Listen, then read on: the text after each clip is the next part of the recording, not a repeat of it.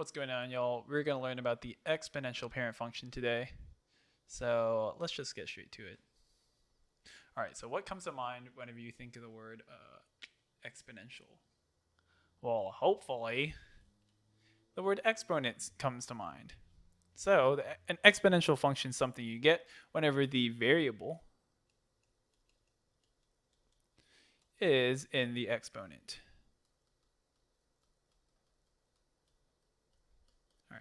And here is our general parent function. It's going to be f of x is equal to b of x.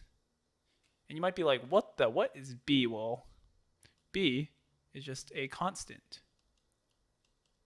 And then x is your variable. All right. So here is going to be our table for the parent function. You got x and y here. And you get 0, 1. And 1, b. So notice b is going to be the constant. B stands for base. It's going to be the constant. So it's going to change depending on which function you get. Now, if b is less than 1, we're going to get an exponential decay function. So why is it a decay function? Well, let's find out. Let's plot our points. So we get 0, 1. And we get 1, b. Well, b is less than 1, so let's just pick a point lower than 1. And our graph is going to look something like this. So the reason it's called decay is because as x gets bigger, y gets smaller. So it's decaying. And if b is greater than 1, it's going to be a growth function. Exponential growth. Let's find out why. You probably know why. So let's plot our points. We got 0, 1. And we get 1, something greater than 1. So let's just pick a point greater than 1. And here's our growth function. Look, I know my graphs aren't the best, but come on, it's kind of hard writing with the stylus. It's hard writing in real life. I'm trying to make do, you know what I mean? But it's a growth function anyways. It's a growth function because as x gets bigger, y also gets bigger.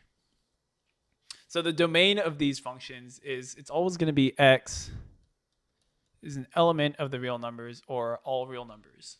And for the range, well, it's going to be from 0 to infinity, non-inclusive, important.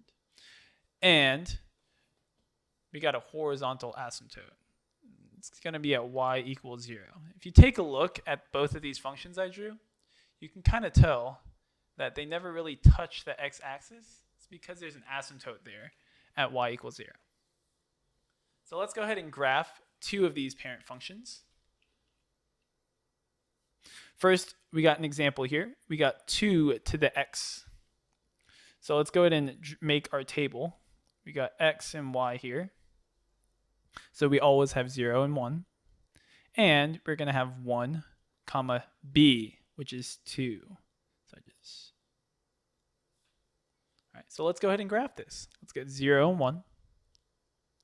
And then 1, 2. Just connect your dots. And there she is. She's wonderful. And what about g of x is equal to 1 over 4 to the x power. So let's make a table again. We got x and y. We get 0 and 1.